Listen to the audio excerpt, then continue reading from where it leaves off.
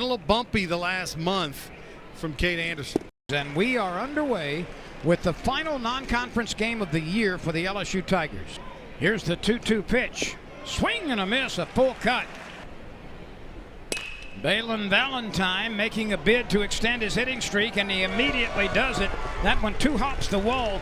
Valentine now is hit safely in 15 consecutive games. He's on his way to third. He slides. He's safe with the triple. 15 consecutive games. Balin Valentine is hit safely in now. That's a career best for him, and that's his fourth three-bagger of the year. Came with two down. Here's the pitch. A breaking ball, slides a little bit inside. Here's the 1-2 pitch. Runners on the corners with two out, top of the first. A late swing and a miss. Willis was tardy on the swing. It's the second strikeout for Anderson. They do it. Yeah, I hate that when they cancel games like that because the players want to play. And the fans have paid for a season ticket that includes that game. Yeah. And that manipulation to me is incorrect. Colin Raines blasts one between Jones and the foul line for a clean base hit. And that's a little off the plate. There are two base runners with one out. But I think it's having a little mystery probably adds to his legend. Hayden Knotts is guilty of window shopping. Swing and a miss for the second straight inning. I'm going to say there's been more perfect games. That short hops the third baseman who was pulled to his left. Playing like he might have a new one too. Look how shiny it is, but it didn't matter. And that's launched deep center field. LaPalma back. LaPalma looks up. You can pucker up and kiss that baby goodbye. Brady Neal homers over the center field wall just to the right of the batter's eye, and he gives LSU the lead in this game. Home run number 9 for Neal. He's one away from joining three teammates with double-figure home runs.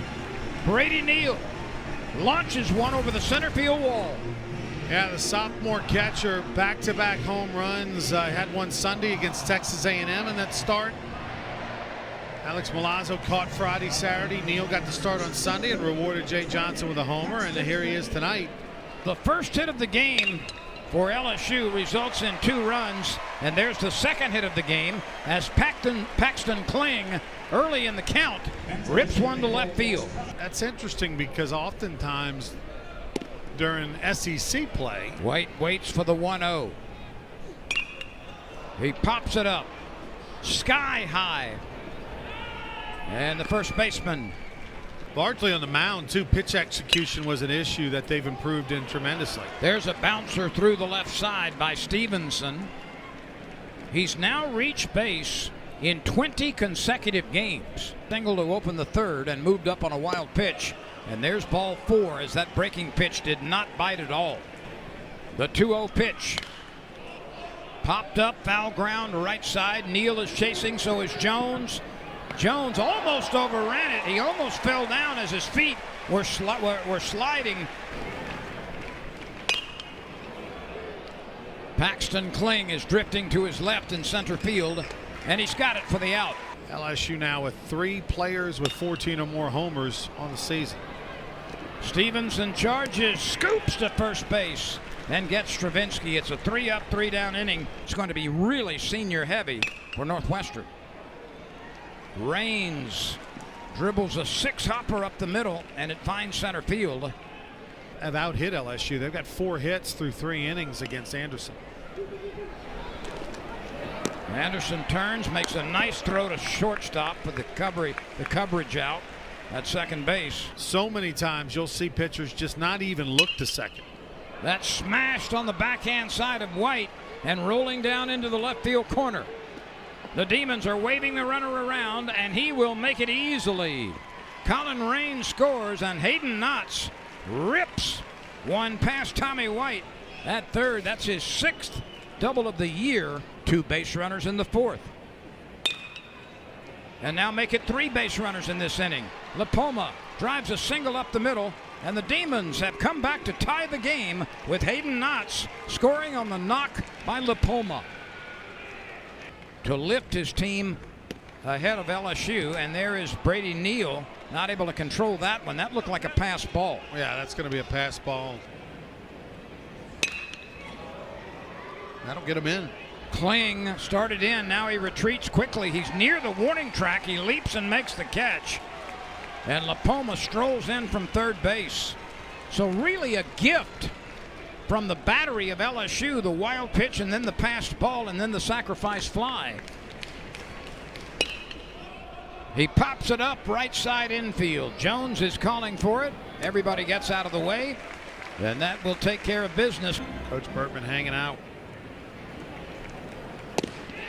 And strikes out this time on a pretty good heater by Tyler Nickel. Not this weekend, but next. And Coach Bertman and Glenn Gilbo, the author, will be out in front with a really nice play right there for 20. And he bangs one into right center field. That's down on the grass for a base hit. Brady Neal is 2 for 2. This hit comes with 2 outs in the 4th. Kling lets it pass outside. And it's ball 4. The bases are loaded for Tommy White. And he loops a liner that's grabbed on the backhand side by second baseman Samuel Stevenson. Against this Northwestern State team this year, they won 2 out of 3.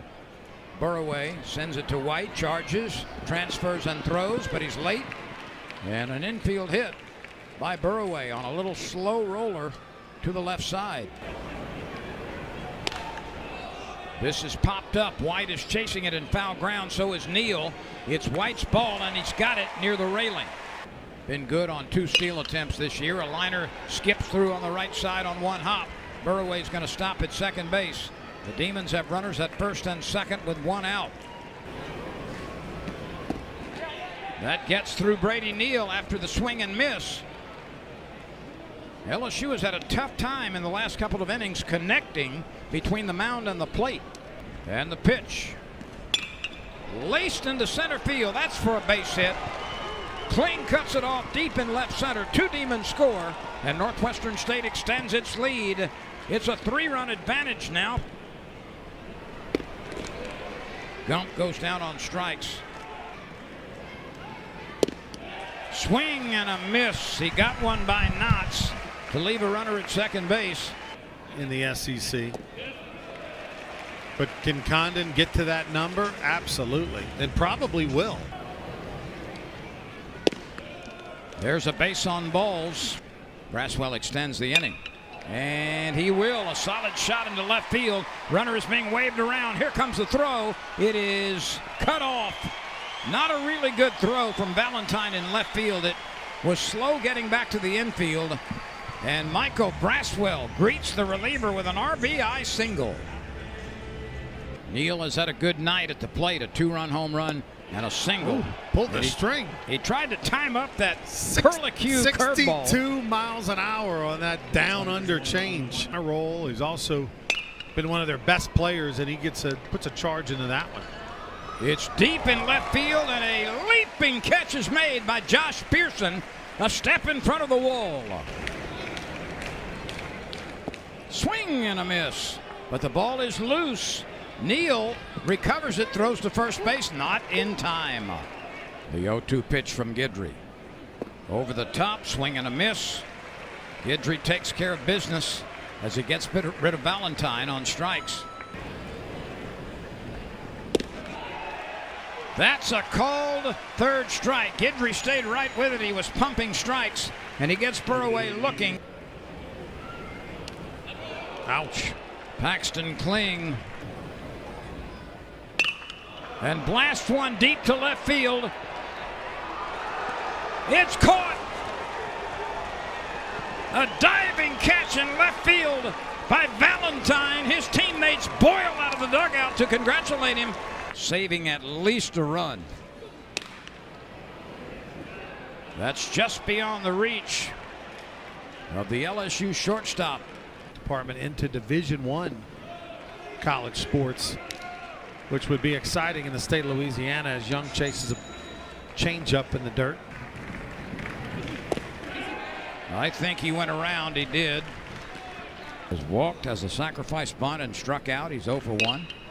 A chop to the right side. Milam waits on it. Transfers and throws over to Jones. The inning is done. Now the 3-2 pitch. High, ball 4. Larson waits and whacks this one foul out of play on the left side. 1-2 now. 1 out, 1 on. Against 5 Northwestern State pitchers. There's a solidly driven ball to center field. It's bobbled out there. The runner's going to come across now after stalling at third and then saw the bobble. And Josh Pearson scores as Ashton Larson delivers. It's a 1-run game now. He's had 2 home runs in his last 2 games. He is first pitch swinging and lifts it into very shallow left field. The left fielder calls for it and grabs it. Valentine makes the catch, which didn't help their numbers either.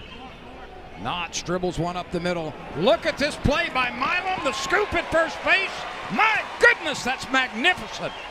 The monster makes a monster play behind the bag on the third base side of second base. The 2-2 pitch, 2 outs, bases are clean. Swing and a miss.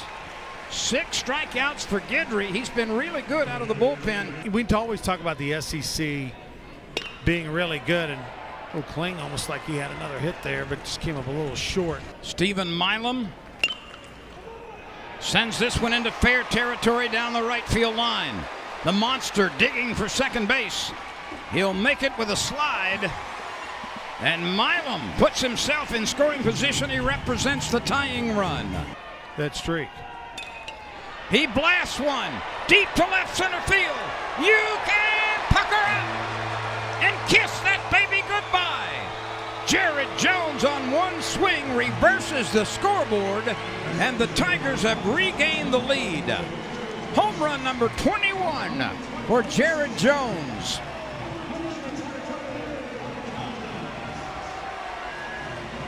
Jared Jones leaned all over that breaking ball with that brand new Cat X2, just drilled it in the left center. Watch right here.